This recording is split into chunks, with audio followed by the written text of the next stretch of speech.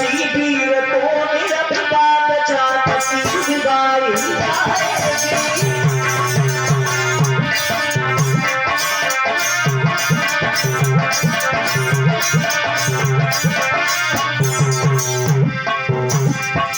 सुनो भैया, मेरी बेटी ने अगर धनुष उठाया है तो लड़का इतना बलवान होना चाहिए कि इस धनुष को तोड़। कहा क्या कहा?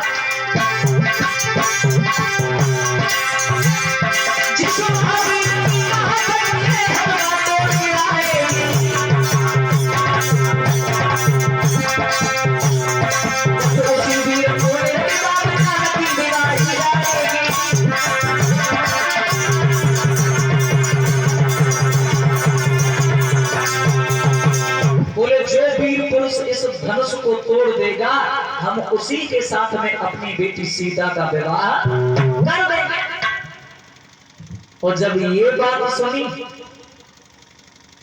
तो यहाँ पर पत्र लिखवाए गए।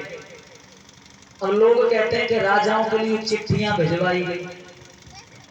चिट्ठियां तो संत भगवानों के लिए भिजवाई गई थी, केवल राजाओं के लिए तो ढिंढोरा पिटवा दिया गया था। उस ढिंढोरा को सुनकर के बड़े बड़े वीर पुरुष आने लगे। कहां? बोले जनकपुर में।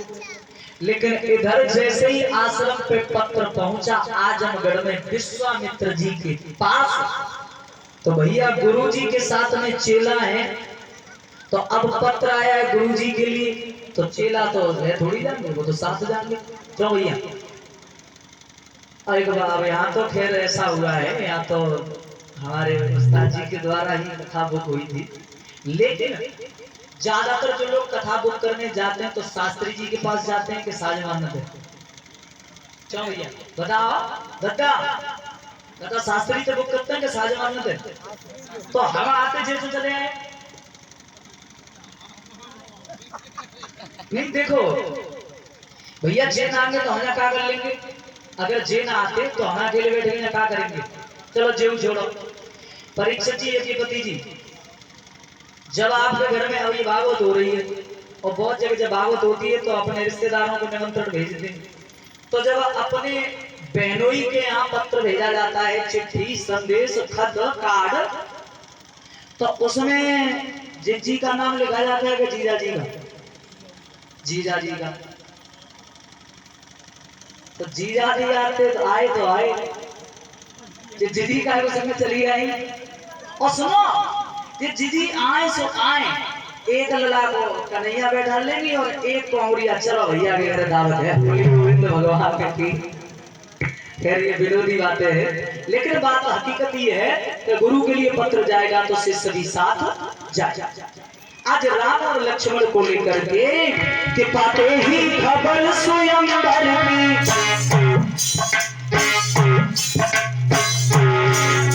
श्री जनक राज के धाम चले और भगवान सुपना द्वादशी को गुरु के संग में श्री राम चले।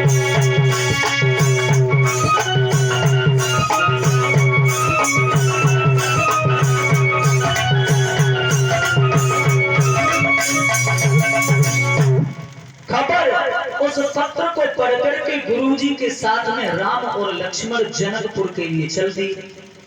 आगे बढ़े तो थोड़ा आगे बढ़कर देखा, बिहर उजार निर्जन वन है। एक निर्जन वन है जिसमें कोई भी नजर नहीं आ रहा। बताया जाता है कि उस वन में एक पत्थर की शिला पड़ी हुई है, पत्थर की शिला। राम जी ने उस शिला को देखा जो स्त्री के आकार में है, तो एक सवाल किया कि गुरुदेव ये बताइए ये शिला की स्त्री कौन है? तो विश्वामित्र जी बोले, लला ने कहानी लंबी है, हम तुम्हें समझाएं। तो हाथ पकड़ो राम को और एक वृक्ष के नीचे बिठा के एक बात कही कि देखो ये गौतम ऋषि की पत्नी है, इनका नाम है अहिल्या। तो बोली यहाँ क्यों पड़ी है, वो भी पत्थर बन के? बोले मैं बता रहा हूं, ये अहिल्या बहुत सुंदर थी, अहिल्या बहुत सुंदर थी। और ऊपर से ये श्रृंगार करके घूम रही थी। तो एक दिन इंद्र ने इन्हें देख लिया, और जैसे ही इंद्र ने देखा, लेकिन ये अहिल्या अरे जो भी चंद्र बदन जियारी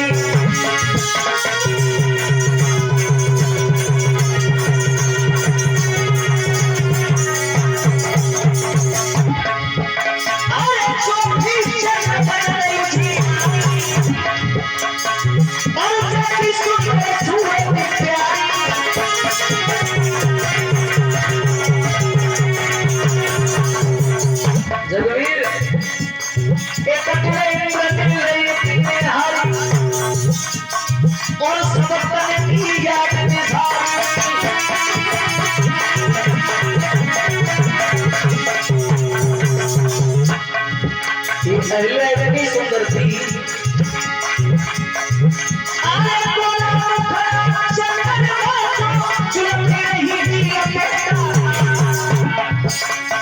जब उसकी नारी की छूटे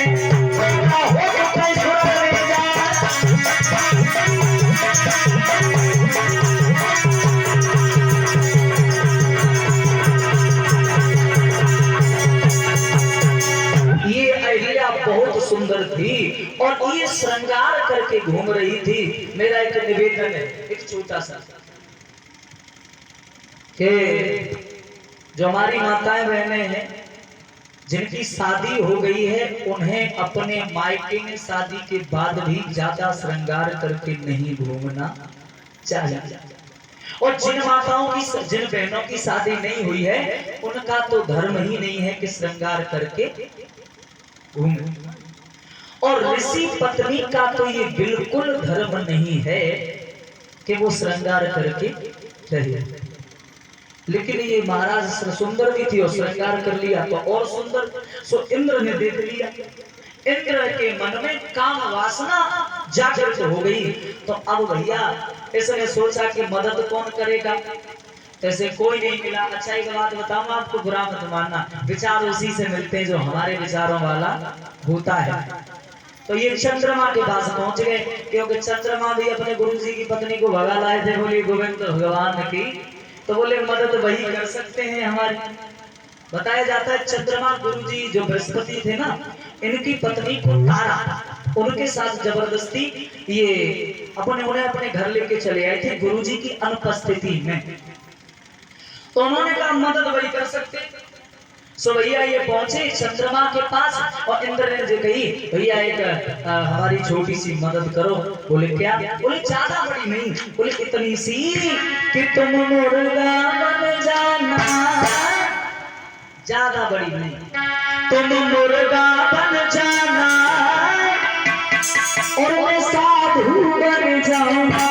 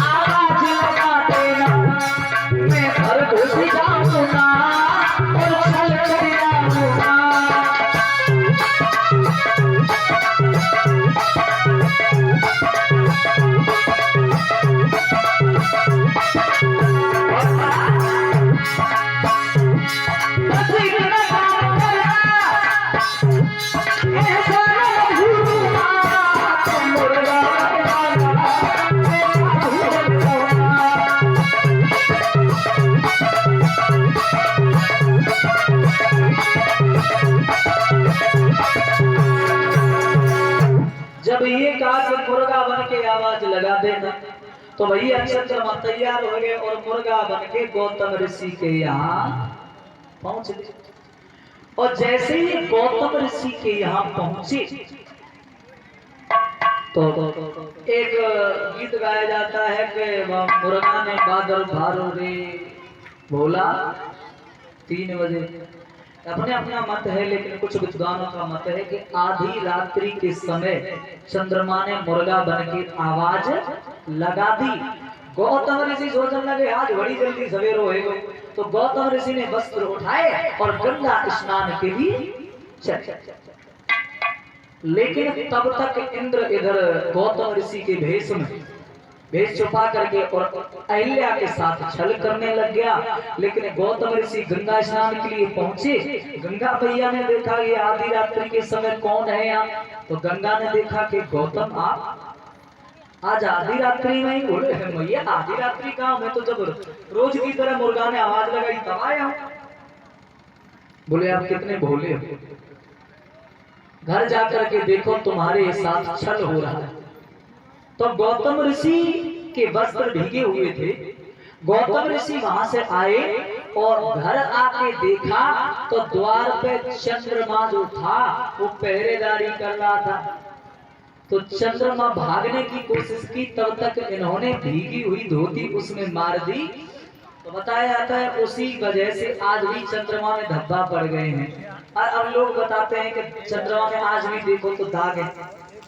लेकिन घर जाके देखा तो इंद्र तो जा चुका था, लेकिन पत्नी को जाकर के इन्होंने श्राप दे दिया, पत्थर होने का श्राप दिया।